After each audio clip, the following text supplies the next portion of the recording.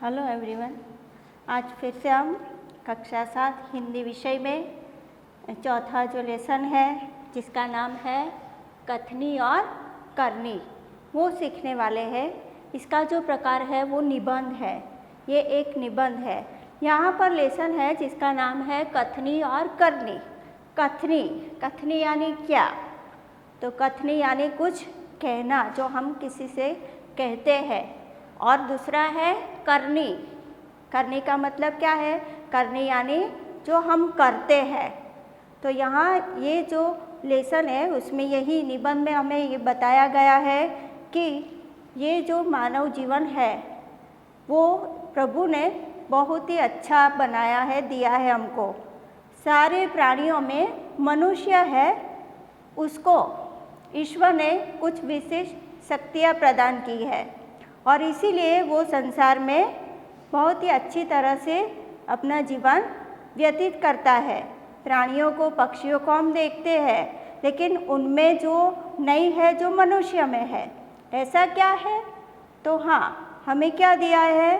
तो हमें सोचने समझने के लिए ईश्वर ने मस्तिष्क दिया है और उसमें हमें दिमाग भी दिया है जो हम सोचते हैं।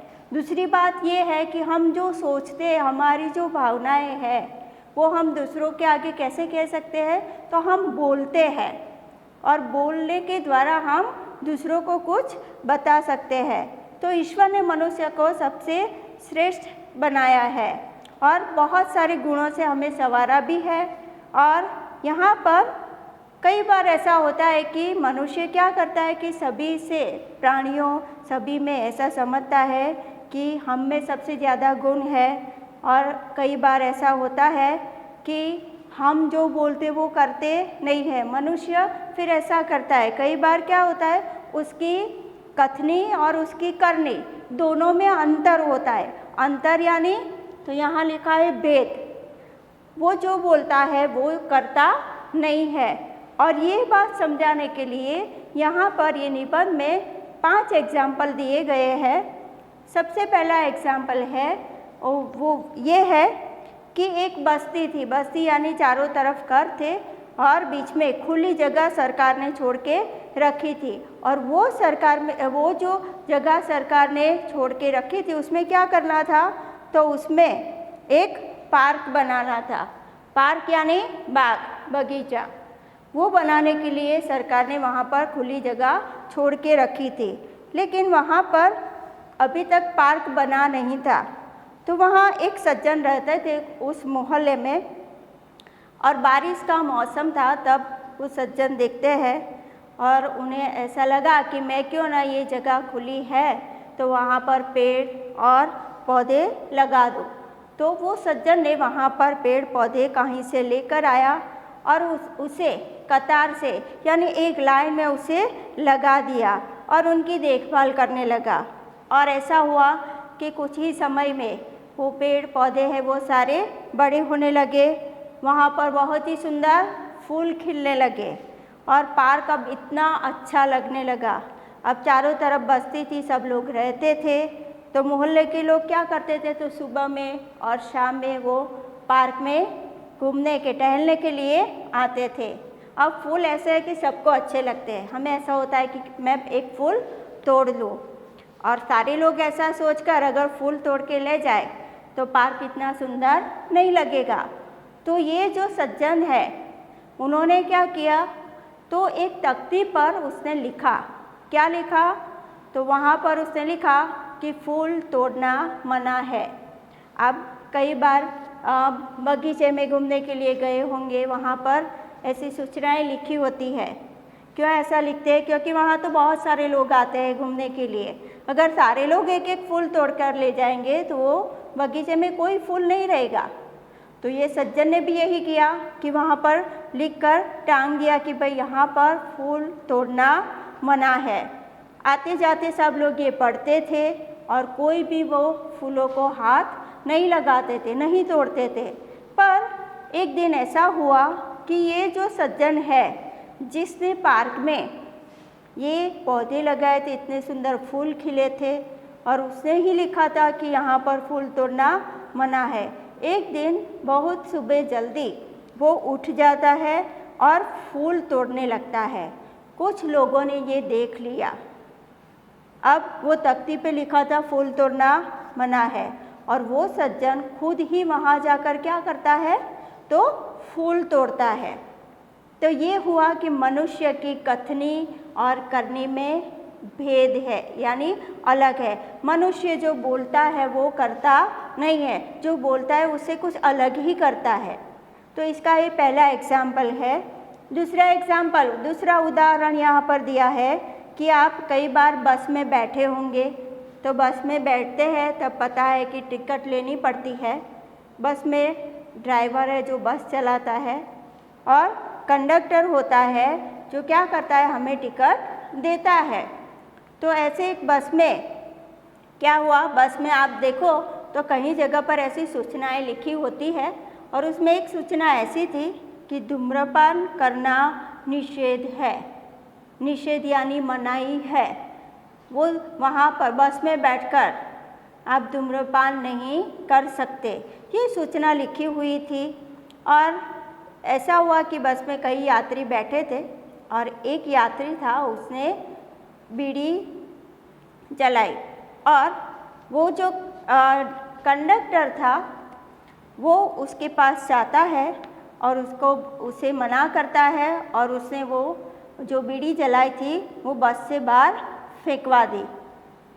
थोड़े समय के बाद क्या हुआ कि यह जो कंडक्टर है वो आगे ड्राइवर के पास जाकर बैठ गया, और ड्राइवर के पास जाकर बैठकर खुद ही उसने क्या किया, तो उसने सिगरेट जलाई और वो खुद पीने लगा।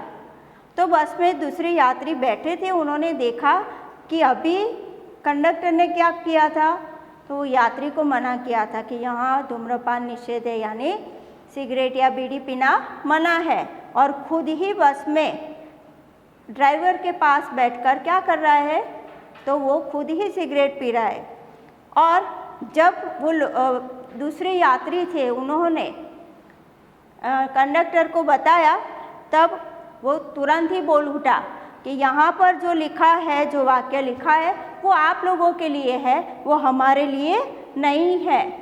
तो ये दूसरा एग्जाम्पल हुआ कि जो हम बोलते हैं वो करते नहीं है। दूसरों को सलाह देना अच्छा लगता है, लेकिन खुद जब वो करने की बारी आती है तो हमें भी मुश्किल होती है। तीसरा एग्जाम्पल है, दुकान में एक व्यक्ति जाता है, उसे कुछ सामान खरीदना था, तो वो दुकान के आगे अपना स्कूटर रखता है, दुकान के सामने ही वो खड़ा करता है, और दुकानदार देखता है तो वो बोलता है कि आप अपना स्कूटर वहाँ सामने वाहन रखने के स्थान पर खड़ा करके आइए, जो पार्किंग की जगह होती है वहाँ पर। तो वो सज्जन ने दुकानदार से कहा कि मुझे थोड़ा ही सामान लेना है, मैं वो लेकर तुरंत ही थोड़े समय में ही यहाँ से चला जाऊँगा। फिर भी दुकानदार क्या बोला कि दुकान के सामने सड़क के बीच में इस तरह से स्कूटर खड़ा करना वो ठीक बात नहीं है। तो वो स्कूटर वाला क्या करता है, तो अपना स्कूटर ले जाकर वो पार्किंग की जो जगह थी वहाँ पर जाकर खड़ा कर दिया, और वापस वहाँ पर सामान खरीदने चला गया। कुछ ही देर में जब वो वहाँ पर सामान खरीद रहा था, तब उसने देखा कि एक लड़का आता है स्कूटर लेकर, वो दुकान के ही सामने स्कूटर खड़ा करता है, और फिर वो दुकान के अंदर चला गया। और तब वो दुकानदार है वो उसे कुछ भी नहीं कहता। उस आदमी ने ये देखा कि अभी उसने दुकानदार ने क्या किया था, तो उसको वहाँ पर स्कूटर पार्क नहीं करने दिया, और वो लड़का आता है स्कूटर पार्क करके वो दुकान में जाता है, उन्हें कुछ नहीं कहता। वो तुरंत दुकानदार के पास जाता है और कहा कि आपने इसे क्यों मना नहीं किया। तब वह बोला कि यह तो मेरा बेटा है, उसका बेटा है तो वहाँ पर वो रख सकता है, तब किसी को कोई दिक्कत नहीं होती। तो ये बात हुई। वो जो दूसरे को सलाह देता है वो अपने लिए वो नहीं होती, वो सिर्फ दूसरों को कहने के लिए होती है। ये हुआ तीसरा एग्जाम्पल। अब मैं आपको एक चौथा एग्जाम्पल देने वाली हूँ। एक दिन की बात है, एक 8 वर्षीय पोता था, उसको लेकर एक दादाजी है वो बिल भरने के लिए जाते हैं। अब पानी का, बिजली का कोई भी बिल भरने के लिए जाते हैं या कोई जगह पर हम टिकट खरीदने के लिए जाते हैं तो वहाँ पर क्या होता है, बहुत ही लंबी कतार यानी लाइन होती है, वहाँ पर खड़े रहना पड़ता है। जब अपनी बारी आती है तब वो हम कर सकते हैं। तो ये जो कतार लंबी थी, बिल जमा कराने के लिए बहुत ही लंबी कतार थी और वो वहाँ पर खड़े होकर सोचने लगते हैं कि मैं कुछ ऐसा करूँ कि मुझे इतनी लंबी लाइन में खड़ा ना होना पड़े।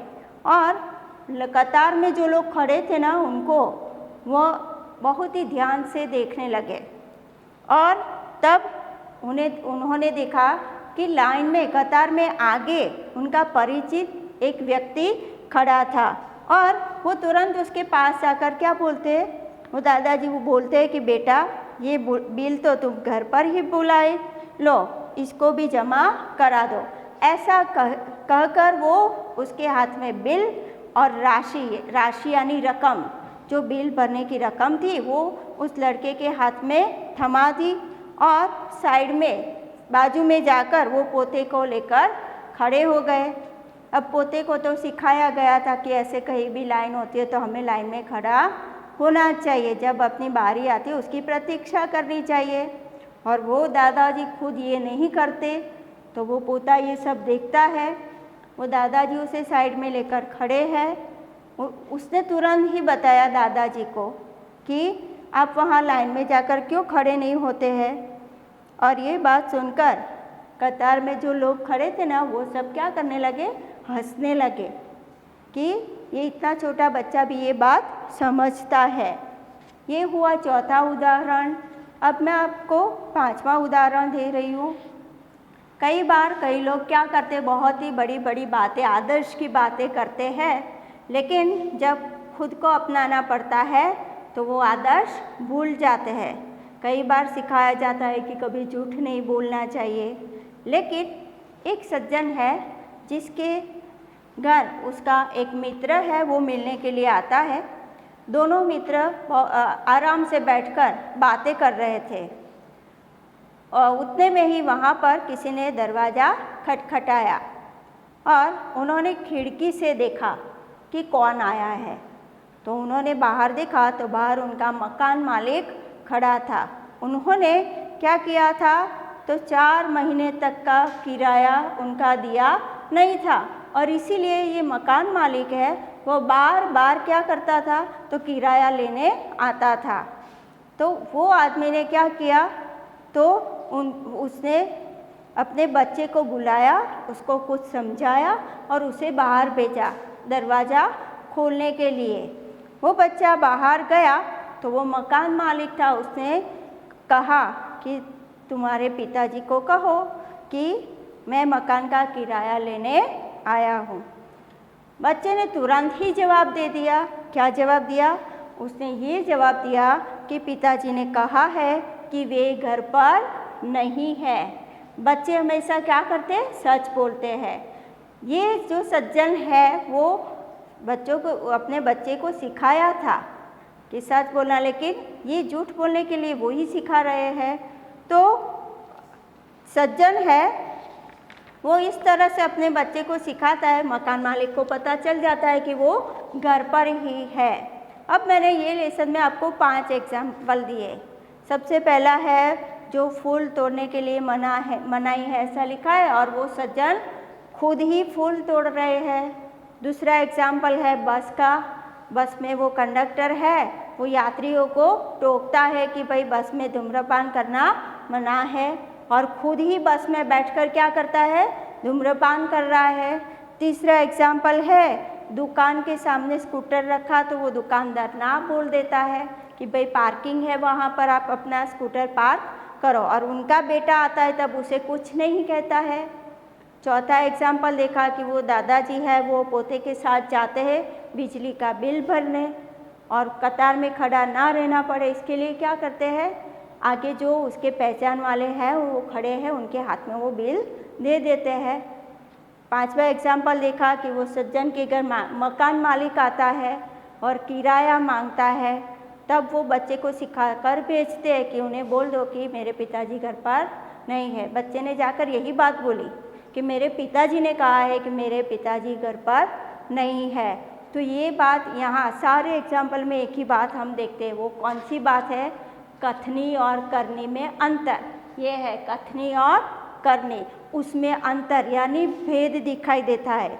जो बोलते हैं वो करते नहीं है। कई लोग ऐसे हैं जो आदर्श की बातें करते हैं लेकिन उन्हें अपनाते नहीं है। वो सिर्फ दूसरों को सिखाने के लिए ही होती है, वो खुद सीखते नहीं है, खुद उसका आचरण नहीं करते हैं। और ऐसा होता है तब ऐसे लोगों को कोई भी मान सम्मान नहीं देता है।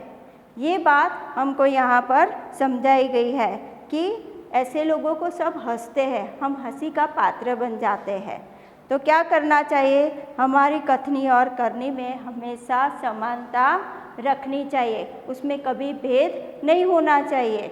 हम जो बोलते हैं सिखाते वो ही हमें भी पहले करना चाहिए, और हमें खुद एग्जाम्पल देना है और उसके बाद दूसरों को सिखाते हैं तो उसका प्रभाव दूसरों पर पड़ता है। ये हुई ये निबंध है और मुझे लगता है, आशा है कि आपको ये बात समझ में आई होगी। अब हम सीखने वाले हैं व्याकरण में संज्ञा के प्रकार। तीसरे लेसन में हमने 2 प्रकारों के बारे में सीखा था। पहला है व्यक्तिवाचक संज्ञा, प्रॉपर नाउन, जो कोई भी व्यक्ति, स्थान, जगह उसका नाम बताते हैं। फिर दूसरा था जातिवाचक संज्ञा यानी कॉमन नाउन, जो पूरी जाति को सूचित करते हैं। पेड़, नदी, ये शब्द है वो जातिवाचक संज्ञा में आते हैं। अब तीसरा प्रकार है वो है भाववाचक संज्ञा, एब्स्ट्रैक्ट नाउन। किसे कहते हैं? जो शब्द गुण, दोष, भाव, दशा आदि का बोध कराते हैं वे भाववाचक संज्ञा कहलाते हैं। क्या है? गुण, किसी के अच्छे गुण। दोष यानी किसी में कुछ दोष है, कुछ गलत है। भाव, हमारे भाव जो व्यक्त करते हैं हम। दशा, ठीक है, मैंने इसके लिए यहाँ लिखा है अहिंसा, दया, प्रेम। ये क्या है? तो ये सारे कौन सी संज्ञा है? भाववाचक। अहिंसा यानी हिंसा नहीं करना। दया, वो क्या है? भाव है जो हम किसी के प्रति दिखा सकते हैं, ठीक है। यहाँ पर ये जो 3 शब्द दिए हैं वो भाववाचक संज्ञा के हैं। अब हमें देखना है कि हमारे व्यवहार में विनम्रता होनी चाहिए। तो इसमें कौन सा भाव बताया गया है? विनम्रता। तो वो हो गया भाववाचक संज्ञा, वो भाव बताते हैं, उसे भाववाचक संज्ञा कहते हैं। उसके बाद है चौथा प्रकार और वो है समूहवाचक संज्ञा, कलेक्टिव नाउन। जो संज्ञा पूरे समूह का बोध कराते हैं वो समूहवाचक संज्ञा है। भीड़, टोली, सभा। भीड़, आप देखो, भीड़ यानी एक व्यक्ति होता है तो हम उसे भीड़ नहीं कहेंगे। बहुत सारे लोग जमा होते हैं तो उसे हम भीड़ कहते हैं, यानी समूह हो गया, बहुत सारे लोग, ठीक है। फिर है टोली, उसमें भी एक व्यक्ति को टोली नहीं बता सकते। कहीं पर सभाएं होती है और सभा में एक व्यक्ति नहीं होता, बहुत सारे लोग आते हैं सभा में, तो वो क्या बोध कराते हैं? समूह का बोध कराते हैं, तो उसे क्या कहते हैं? समूहवाचक संज्ञा।